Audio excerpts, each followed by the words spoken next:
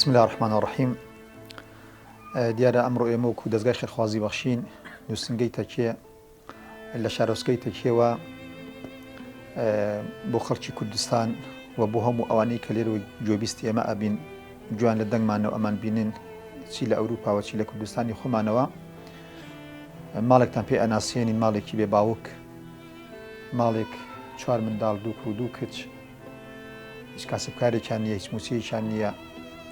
لە خانوویەکی کرێچیە لە شارۆچکەی تەکی ئەژێن لە خانوویەک کە نەکەر بە کەڵکیژانە هەر نابێت تایە بژێ ئەسڵەن چکە لە بەروێم خانووە لەگەڵەوەی خانوویەکی کۆنە بەڵام لە زستانانە ئاوێکی زۆر تکەیەکی زۆر ئاکات من ئێستا ڤیدۆکەم بینی ڤیدۆکەش ئینشەڵا جەنابیشتانە بینین کە گۆلە ئاو لە ژوورەکانە ئەوەستێت لە مەتبەخەکەیە لە هۆڵەکانە ئاوێکی زۆر ئەوەستێت کە بێ بەردانی بەسەریا بڕووی کە خانووی وابێ ناتوانین تیا بژێت حەقەتەم ماڵە وەکو پێغەمبەری خوا خوای گەورە لە قورئانە باسی دەکات دەڵێ ماڵێکی یەتیمی هەژار ئەوانن کە مستحەقنەوەی زەکاتیان پێ بشێ خێر و مەدیان پێ بشێت بۆیە ئەم ماڵەی ئێمە پاژەوەی کەوا وەکو برەی بەدادەچوونێکی زۆرمان کرد پرسیارێکی زۆرمان کرد ئەم ماڵەیەکێکن لەو ماڵەیەن کەوا پێویستە دەستگیری بکرێن پێویستە کە خەڵکە ببنە خاوەن خانوویەکی خۆیان و خەڵک دەستگیریان کات چکە ماڵێکی تەواو هەژارن یعنی خەڵکی وایە خانوونێ بەڵام ماڵێکی مرەتەبی هێشتی ناوماڵی هەیە کە ئەمانەی چیان نیە ڕاخەریان لێت دایخ بەڕاستی بەم ستانە بەم مناڵە وردانەوە یعنی سەری ماڵەکەیمان کرد بەڕاستی جێ ئەسەف و جێی داخ و جێ خەفەتە یعنی تۆ ڕاخەرێک نەبێت دایخی سۆبێک نەبێت دایگرسێنی دەبێنەوت نەبێت لە ماڵەکە تا پێی داگرسێنی یاخود ئیتەرێک نەبێت کە کاربار ڕیسی ئیتەرەکەی پێداگرسێنی یاخود ڕاخەرێکی وانە بێ شەو منداڵەکان پێی بخۆن بەڕاستی کارە ساتە قەدە من بۆ خۆی کە ئەم ماڵەم دی زۆر پێی دڵتەنگ بووم زۆر پێی ناڕەحەت بووم چکە ناکرێت لە وڵاتێکی مسلمانە لە کوردستانێکی خۆشەویستەکە خەڵکی خێرمەدی تای ماڵێکی لەم شکڵە هەبن ڕاستی من بۆ خۆم زۆر پێی بێتاقەت بووم زۆر پێی دڵتەنگ بووم بۆیە بە پێویستم زانی بە زەروم زانی کە دەنگی ئەم ماڵە لێ قەوماوی داماوی ئەم ماڵە بگەین بە خەڵکی کوردستان بە هەموو ئەوانەی کە گویان لە دەنگمانە ئەمان بینن من لەوە زیاتر ناتوانم قسەتان بۆ بکەم حەزەکەم بۆ خۆیان قسە بکەن بەڕاستی چکەم ئەوەی لە ماڵ لەبارەی ئەم ماڵەوەی بیری تیانە لە هەژاری لە نەبوونی لە نەداری هیچیان نییە.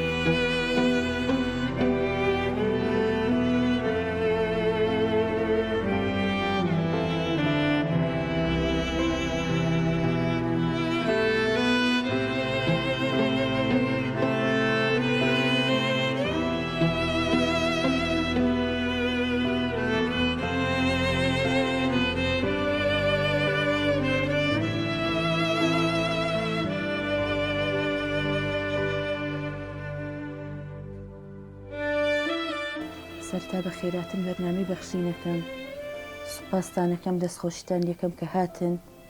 بە داواکەمانەوە ناوم بە نازە دایکی چوار مناڵم هەر چواریان هیچیان لە هەتیوی دەرنەچوونە ژیانم زۆر قورسە دەست بۆ هەر شتێکە بەم نییە مناڵەکانم ڕۆژانە داوای زۆر شتەکەن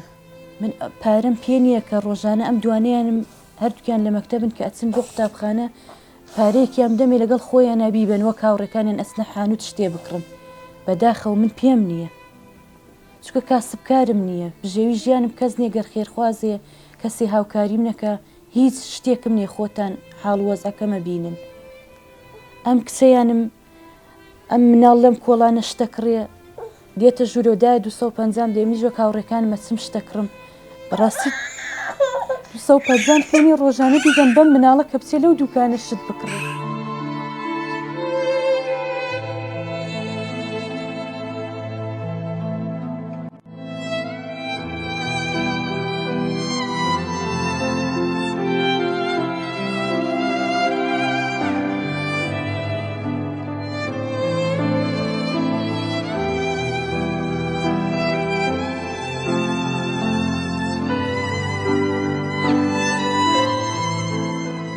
مێردەکەشم مابوو هەر لەسەرەوە زبڵا قوتی و باغە و شتی کۆ ئەکردەوە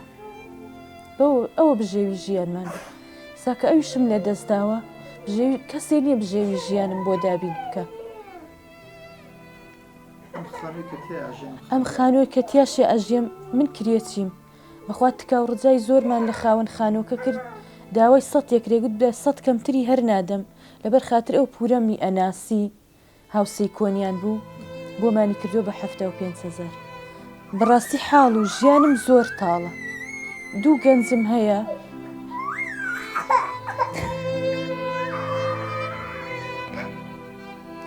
ڕۆژانە داوای 1000 شتی جوانەکەن، 1000 خواردنی خۆش.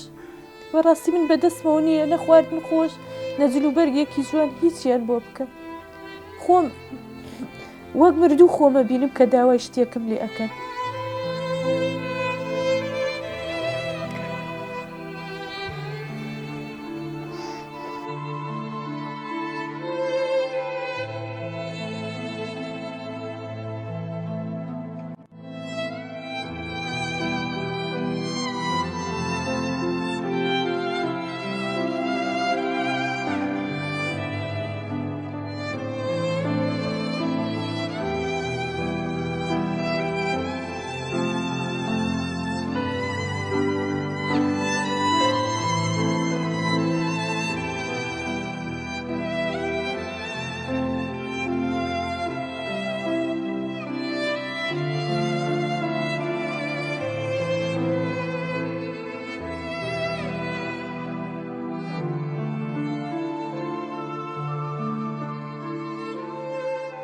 بەڕاستی من خانوویەکم پێویستە دەبەر خاتر مناڵەکانم.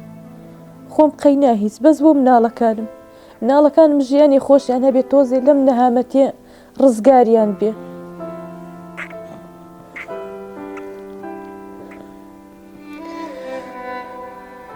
خانۆکەمان تکاکە،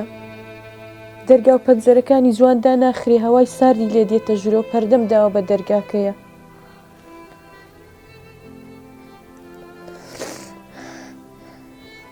تکاتان لێکم خێرخوازان یارمەتیم بدەن، مناڵەکانم لەم نەهامەتیە ڕزگارکەن.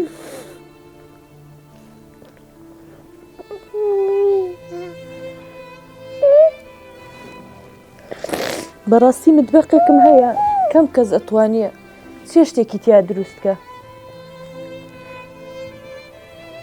ئەو تەنکیبان پڕە بێ ئاوی پیادێتە خوارە و زۆرە ترسم کە بڕوخێ بەسەرما کە لەویانە خواردن بۆ مناڵەکانم حازر بکەم. متبەقەکە هەر خۆی بەوریشی لێ ئەوە ئەوەریە، بەورەکەی دێتە خوارەوە کەوتە ناو خواردن و شتەکەمانەوە. بەڕاستی پێویستم بە هەموو شتێکە، نە مەعرەزێ جوانم هەیە، نە جێوبانی جوانم هەیە، نە کەوەنتەرێ، نە تەباغازێ جوان، نە فەرشێ جوانم هەیە کە دایخم مناڵەکانم بەم سەرمای لەبانی دانیشن. بەڕاستی شوێنی نییە مناڵەکانم تایە بخوێنن، هەر ژوورێ گەرمم نییە کە مناڵەکانم دانیشن خوێندنەکەیانی تیا بکەن. داواتان لێکم خێرخوازان هاوکارم بن، یارمەتیم بدەن، مناڵەکانم لەم ژیانە نەهامەتی ڕزگاریان بێ.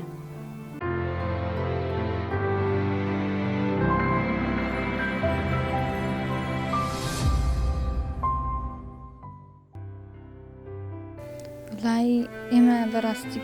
یعنی هیوادارم بەزەیتان پێمانە بێتەوە، پێویستمان بە خانوویەکە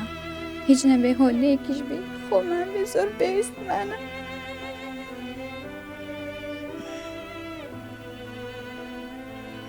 وەکو خوێندکارە ناتوانم بە باشی بخوێنم، گەر هۆلەیەک بێت تەنها لەم تکەی ڕزگارمان بێ. من خۆم تەمەنێکم لەم ناخۆشیە بەڕێکردنامەی خوشک و براکانم لە هەمان تەمەنی منە بن، لە هەمان ژیانی ناخۆشی منە ژیان بەڕێکەن. دایکم پارەی پێ نییە، خوشکەکەم هەمیشە داوای پارەی لێکا پێی نییە بیداتێ. زۆر جار دەنکەم ئەی با بۆ لای خۆی ئەڵێ من لای من بێ، خۆم ئەیگرمە ئەستەی خۆم بەخێوکردنی دایکم ئەڵێ ناتوانم بێوە بژیم. خۆم تا ئێستاکانە ئەوەی لە مەکتەبم یعنی لە ڕوون نهاتوە 250 دینار دایکم داواکەم چکە ئەزانم پێی نییە. هاوڕەکانم بە جایەکی کەم سەیر مەکەن.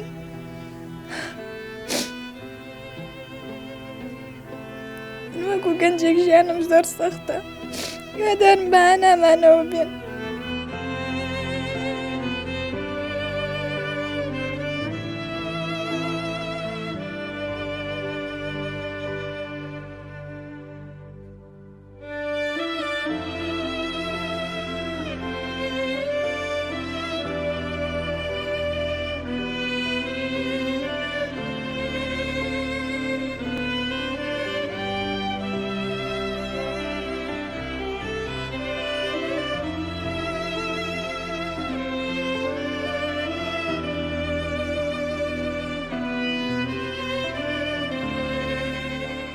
مامۆستا داوای کرد لە هەموو خوێندکارەکان کە یەکی 5,000 لەگەڵ خۆیانە بێنن. من بە مامۆستا بە ینی بەڕابەری پۆلەکەم وتم کە لە توانامان نییە کە بتوانم 5,000 بێرم. هەر خۆی من 150 پێنێ ئەجالێکش بتوانم 5,000 بێرم بیدەم بە مامۆستا. زۆر ناخۆشە بەڕاستی هەست بە کەمی خۆمەکەم، هەستەکەم کە مرۆڤەکان بە جایەکی کەمەوە سیرمەکەن. بۆ ڕۆژ دوایی هاوڕێیەکم پاری بۆ هێنام 10,000 بۆ هێنام، هەمویان بەزەیان پێ ئەمادێتەوە. هاوڕەکانم زۆربیان یان باوکیان ئەیان هێنێ بۆ مەکتەب یان بە پازات جۆکەن. من لە توانامانی هیچ کام لەو شتانە بکەم چکە من باوکم نییە. وەڵای لەم هۆدەیە ئەخوێنم جاچ کاکە جەروای لە سرمایە یعنی ناتوانم دەرس بخوێنم، داوام لە خێر خوازانی بەڕێزە بە نامانەوە بێن. گەر هۆدەیەکی بچووکیش بێتە نایی خۆمان بێت و تکەنەکە ئەو هەموو شتێکە بێ بۆ ئێمە هیچ شتێکمان وەکو پێویست نییە. زۆربەی شتەکانی لەم خانوویە بن هەمووی خاوە خانۆکەیە. وڵی کاتێک کە سەرمانک دەیتر دایکم نازانێت چۆن پارەی کرێ خانۆکە بدا، ینی ئێمە لەوەتی لە ژیانمە کە فام کردوێتەوە هەر لە خانوویەکی کرێ بۆ خانوویەکی کرێ. وڵای بۆ خوای ینی جلێکی باش پۆشتەیان نییە لە بەریکەن تەنان بە خۆم و براکەشمەوە کە ئێمە گەنجین و پێویستمانە براکەم پێویستی بۆیە بچێتە دەرێەوە پارەی پێبێ لە گیرفانیا و بچێت لە دوکان شتێک بکرە لەگەڵ هاوڕێکانیە. زۆر ناخۆشە بەڕاستی وەکو گەنجێکی شتێکی پێویستمان نییە.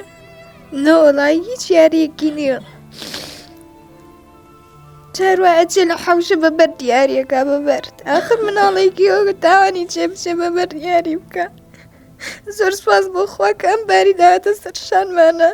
بەس بەڕاستی ژیانمان زۆر سەختە.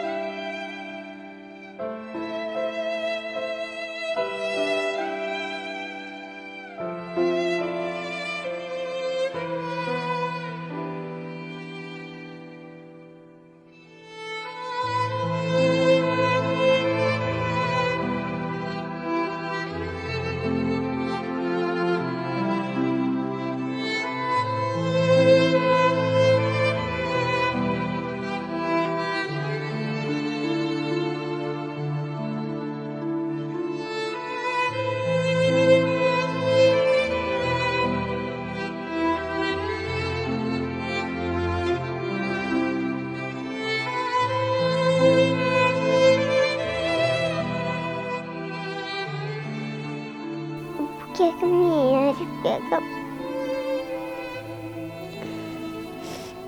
Ne baskı yakım hayat. Ne yer yakım hayatım.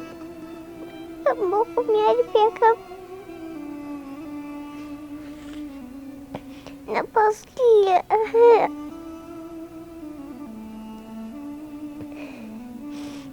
Mama nişe avi keki. عزي جوان هوركان عزي جوان أنهايا نبغى أفكيك بابوكم سبدا درو يعني بيكا دايكم باري بينيا بوم كرا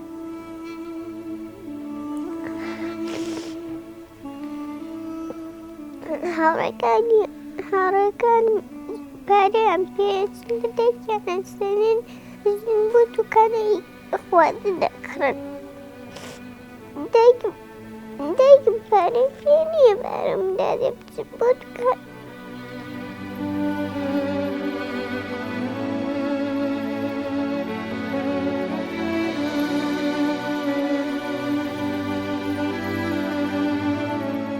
عزي جوان هاي كان بوي عزي جوان هاي نو كمان تكين أوي لو نار عشان شتكينا بري ماما نشتكك عزي وكو ياريو أوانا القلب كيلو ستون بەڵێ ئەوان یاریان بەس من یاریم نییە ئەچم لە حەوشەکەی خۆمان بەبەر دیاریەکەم. قال رسول الله صلى الله عليه وسلم: أنا وكافل اليتيم كهاتين في الجنة. بغنبر درودي خداي لسر بيت دفرميت منو أو كسيك كفالتي من دالكي بباوك دكات لبهش دا وقدو پنجي دست ليك نزيكين. صدان من دالي بباوكي هجار چاويان لدستي ايويا تا كفالتيان بكن. گەردەتەوێ کەفالەتی منداڵێکی بەباوک بکەیت دەتوانی پەیوەندی بکەیت بە نووسینگەکانی بەخشین لە سەرجەم شار و شارۆچکەکان. وەکو بژێوی ژیان خۆتان ئاگادارن، خوشکەکەم باسی کرد و دایکم باسی کرد و هەنێ کەسانی ماقولی تریش دانیشتم باسییان کرد و ئاگادار بوون نە بژێوی ژیانمان هەیە، نە ئەوەیە بڵێ خۆشی لە ژیان نەبینین. خوای گەورە ئەوەی داوە پێمان کە ئازانی ئەتوانین ئەم کۆسپانە هەڵگرین لەسەر شانمان، بۆیە دایەتی پێمان. بە نیسبەت ئیشەوە بۆ خۆم خوێندکارم، بە دوای ئیشا گەڕاوم، چوومەتە نانەوە، چوومەتە مریشک فرۆشتن، چوومەتە زۆر شوێنی تر، چوومەتە بەعزە دوکانی، یعنی هین ئەوە نەبووە لێ نیشتە جێبم ئیشی لێ بکەم چکە بۆ پیاوەتی و بۆ کەرامەتی خۆم جوان نەبوو، پارەکەی حەڵاڵ نەبوو، یعنی شوێنەکە کافتریا بوو، گەنج ئەهات شتی حرامی تێ ئەخوارد، پێم ناخۆش بوو. پێشیان وتم کە بچم لێ ئیش بکەم، هەم دایکم ڕێگەی نەدا، هەم خۆشم حەزم پێ نەبوو. تە بە نیسبەت ئیش و بژێوی ژیانەوە وشەکەم زۆر جار داوای پارە لە دایکمەکە، دایکم پێی نییە، زۆر خەفەتی پێ ئەخۆین، جاری وایە شۆن خەومان نییە لەسەر خەفەت، خەفەت نایەڵێ بخەوین، ئەو نەبارەکەی گرانە.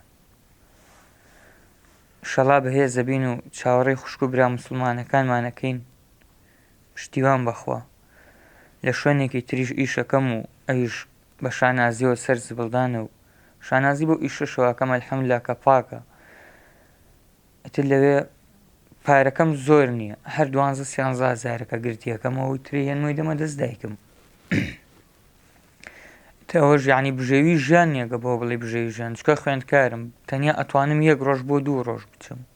ئەویش مامۆستاکان ئینجازەم نادەن لەو 2 ڕۆژە زیاتر بچم. وەڵای ئاسن و باغە و ئیتر دەبە و لایلۆنی کەمێ پاک و مەقەبا و ئەم شتانە کۆ ئەەکەمەوە یان کەسێکە ئەیبم لە مەعمەلی ئەیفرۆشم تر ئەو پارەی وەرێگرم جاری وایە 2-3 هەزاری بە تەکسیەڕۆ کە دێمەوە کەس هەڵم ناگری، چکە جلەکانم پیسە، هیچ پاک نییە. ئیتر منیش وەکو گەنجێ حەزم بە خانوویەکە بۆ خۆم و بۆ دایکم و بۆ خوشک و براکانم، بۆی تایە بحەسینەوە، بۆی ژیانمان تایە باش بێ. لەم خانووە هیچ ئیدارەیەکمان نییە، ئەلم هۆدەی کە تێیدا نیشتوین لەگەڵ خوشکەکەمان جاری وایە دەرزەخێنی، بەتانی تەنکمان هەیە، هەرۆ بەتانێت تەنکانە دەین بە خۆمانە بۆی گەرممان بێتەوە. سۆبەیەکیشمان هەیە سەرەتا کە لە قسەکانە باسییان کرد، هەر بەشی سەعاتێ توانی بەرگەگری لەبەری، چکە غازەکە، چاو جرانەکە، قوڕکتە گرێ. ئیتر لەگەڵ خوشکەمە ئەلێرا خێنین باران بێ و سەرما بێ و هەرچێ بێ پشتیوان بەخوا. حەزەکەم خانوویەکمان هەبێ و دایکمەوە نەخەفەت نەخوا و شەڵا ئێوە یارمەتیمان بدەن ئەم برا و خوشک و موسڵمانانەمان.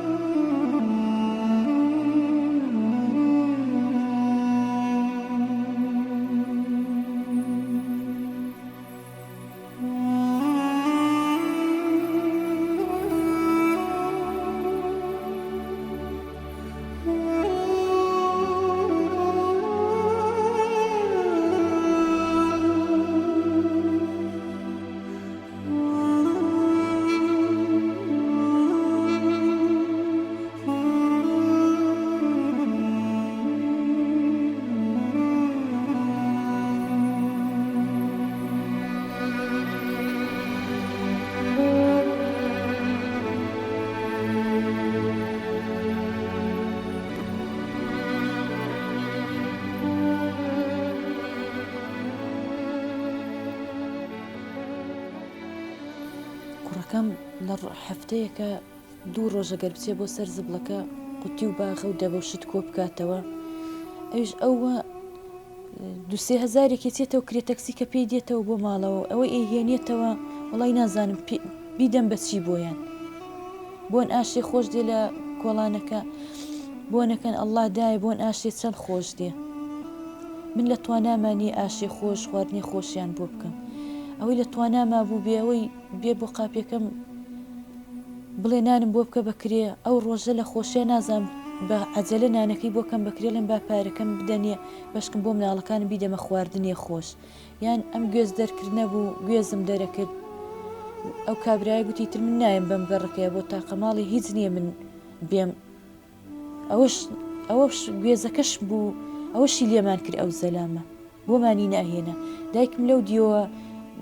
زیادی دا ئەگر بۆ خۆیان 3 فەردەشی بۆ منە نایبان عەربانەی دەسێەوە ئەیگوت بۆ خۆت بۆ بژێوی ژیانی مناڵەکانت خۆت و مناڵەکان دانیشن ئەم فەردانە دەرکەن ئەوش کە زەلامەکە ئەڕووی اینجا ئەیهێنا ئەیتوانی بۆم بێنێ ئەیگوت من مشتریم نییە لەو کۆڵانە نایبم داوام لە خێرخوازان هەیە هاوکارم بن یارمەتیم دەن زۆپایە پوختە فەرشی پوختە ئەوانم هیچی نییە کەوەنتەری پوختە تەبا غازێ جوان و پوختەم نییە غەسالەیە پوختەم نییە بەخوا حەفازە کامەی هەرزان بێ و ئاخر ئەوەی لە تواناما بێ بۆی بکڕمەوەی بۆ ئەکڕم شیری شیرکی سەی بۆ ئەکڕم جاروواهەیە یان لەتکەنۆکە یان نیسکێگەر ئەوە خێرخواست شتێکی دابێ پێم ئەی فرۆشمەوە بۆیە دەم بە شیر لە تواناما نییە بچم شیر چاکی بۆ بکڕم بەخوا پێشی ناکەوێ بەسەر وەک شتێ ئەڵێم ناچاریە قەینە بە ئەوش لەگەڵ یان ڕابێ بەو شێوەیە ڕایەکێشم ژیان لەگەڵیانە ژیانم هەتا بڵێ سەختە هەتا بڵێ ژیانم تاڵە داوا لە خێرخوازانەکەم داوا لەو کەسانەکەم کە بە زەیان پیامانە دێتەوە بە زەیان بە فەقیر و هەژارە دێتەوە هاوکارم بن لە ناوماڵیە هیچ شتێکی وام نییە هەر خانوویەکم نییە مناڵەکانمی تیادا بنیشێنم گەرمیان بێتەوە باەکی دێ هەواکە دێتە ژوورە و دەرگا و پەنجەرەکەمان جوان پێوە نادرێ خانۆکەمان تکاکە لە 3-4 جێگاوە ئەم ژوورە تکاکە سەتڵ و تەشتی حەمامەکە هێنم ئەینێمە بەریەوە خۆتە ئەوەی ئەڵێ نەبێ لە ماڵم نازانێ لە حاڵم هەتاوی نەیە لە نزیکەوە نەمبینێ نازانێ حاڵەکەم چۆنە بەڕاستی 2 گەنجم هەیە پێویستیان بە هەموو شتێکی جوان و خۆشە من لە توانامانیە 2 گەنجم هەیە بچووکەکان جاروە هەیە وەلانیم 2 گەنجەکەکەم لە جل جوانیان ئەوێ لە پێداویستی ڕۆژانەیان لە چوونە مەکتەبیان مناڵ خەڵک بە سەیارەی جوان و دایک و باوکیان پاسیانی بۆ گرتووە من مناڵەکانم بەو سەرمایە بە پێڕۆن بەخوا چەتریشیان نییە کە باران بێ چەترەکە بدەنە بان سەریانە تەڕ نەبن بەڕاستی ژیانمان زۆر سەختە هیوادارم خێرخوازان ئاوەڕێکم لێ بدەنەوە فریام کەون بەڕاستی ئەم زستانە ناتوانین لەم خانۆیە ژیان بکەین بەس زۆر بە مەجبوری و بە ناچاری دانیشتووینەتیایە چکە شوێنیەتر نییە لەمە هەرزانتر دەسم کەوێتیایە دابنیشم بتوانم کریەکەی بدەم لەمە هەرزانتر نییە بۆی نیشتیایە دانیشتومە و ناچاری ئاوای لێ کردوم کە تایە دابنیشم بڵێم قەیناکە کوڕم جۆی مەدەنیە خوا گەورەیە إن الذين يتلون كتاب الله وأقاموا الصلاة وأنفقوا مما رزقناهم سرا وعلانية يرجون تجارة لن تبور ئەوانەی کە قورئان دەخوێننەوە و نوێژەکانیان بەرپا دەکەن وەلەو ڕۆزیەی پێمان داون بە ئاشکرا و بەنهێنی دەبەخشن ئەوانە بەو کارەیان بازرگانیەک دەکەن کە زیان ناکات و لەناو ناچێت. الحمد لله والصلاة والسلام على محمد وعلى آله وصحبه أجمعين. ربنا آتنا من لدنك رحمة وهيئ لنا من أمرنا رشدا. إيمان دارني بريز وخوشويست ئێو کەسانی کەوا خوای گەورە بەرەکەت و نیعمەتی خۆی بەسەرتان هەڕشاندووە دارێ ئێستایمە ئەمڕۆ لە ماڵەداین کە بە چای خۆتان دیمەنەکانە بینن پێم وابێت زمان حاڵی دیمەنەکان شەرحی ژیانی ئەم کەسانەتان بۆکەن ئەم ماڵەتان بۆکەن کە چۆنن خۆشەویستان من ئەوە نەخەمەوە بیری بەڕێستان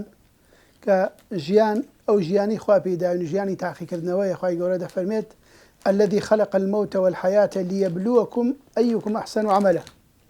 خوا پێداوان ئەو کەسانی کەوا خوای گەورە فەضڵ و نیعمەتی خۆی بەسەرتان ڕژاندووە و ماڵی حەڵاڵی پێداون